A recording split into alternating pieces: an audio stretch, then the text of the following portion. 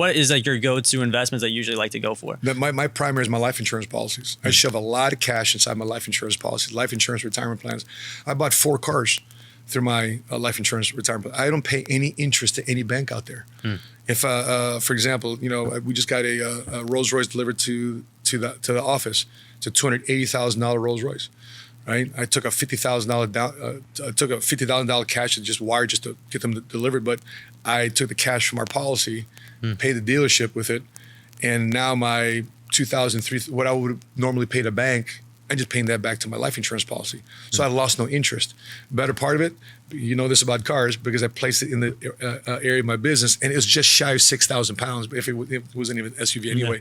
But I can write off the bonus, I can write off the depreciation, Section 179, amortize over the next 5 years, the cost of that car on my taxes.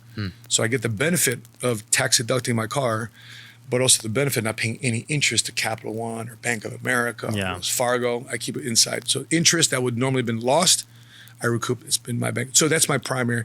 Is that? And by the way, my insurance policy inside index universal life policies, we've experienced double-digit returns, contrary to what everybody says out there in terms of permanent life policy. Everybody thinks a index universal life policy is the same thing as a whole life policy. And when people make comments like that, it tells me how uneducated they are about life insurance.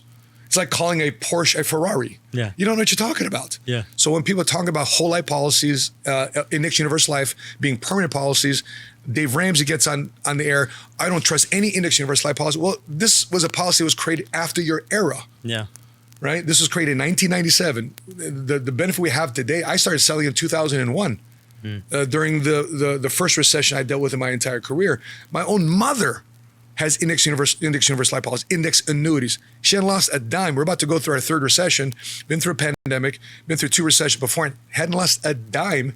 And so many people are so uneducated or unaware or just don't want to learn about it. But why? That's what financial literacy and financial education is all about. If one thing Patrick has talked to us in our community is this: please keep hanging around us, because we'll eventually help you start thinking for yourself. A buddy of mine, I've been still trying to figure this out. So later we got to talk more about, but for the viewers to try to put it down, because I know there's so much details of life insurance that can confuse people. And I think you've probably figured out how to make it dumbified for people, but can you figure out how to dumbify in like 5 minutes or so, where there's a thing that he told me, I don't know how this works, where he said, apparently once the life insurance policy becomes big enough, you can sometimes get a loan and have it as collateral or something like that. And then you live off the debt secretly, and then you don't pay as much taxes or whatever. So how does all that work? So when people think that for example, if I'm borrowing from my 401k plan, right?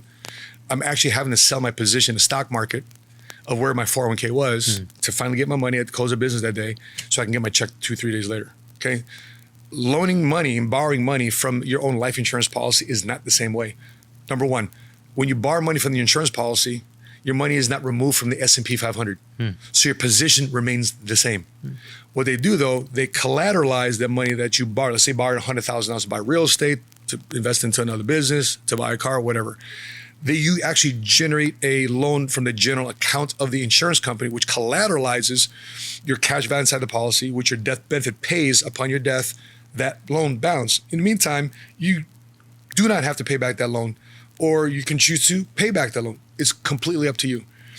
Number 2, after some of these insurance companies holding periods, there's no cost fees, or there's no interest, on the loan. So it's what they call a zero cost wash loan. So for example, certain insurance companies, National Life Group across the street, 5, 6, 7 years into these policies, if you loan money from your policy, there's zero cost to loan out your own money.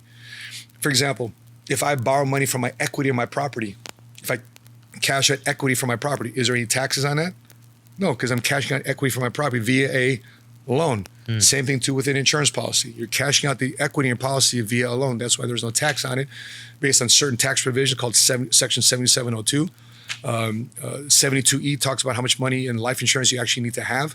Section 101A says if you take a death benefit or a living benefit from a life insurance policy, there's no taxes. So there's so many different tax codes that pertain to the tax treatment of life insurance that just a lot of people aren't aware of, and they should dive into it and find out what those are. And don't think that your accountant knows about it either. Don't think that your CPA knows about it either. Doesn't know about it. And a lot of life insurance agents don't even know about it.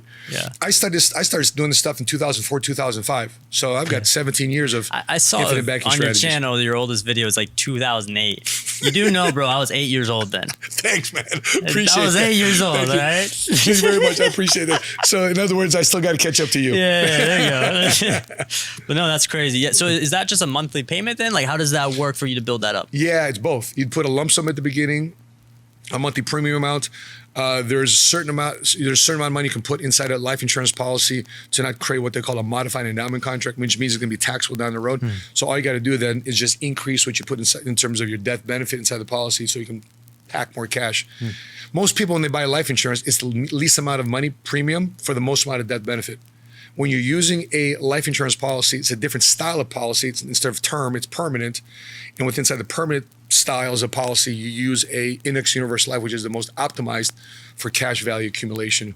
And you can have upside potential with that. And a lot of people rival that between whole life policies. You're pretty neck and neck. I mean, during down years, a whole life policy, universal life policies will win. But in terms of the up years, whole life policies will lag behind greatly to an index universal life policy. Got you.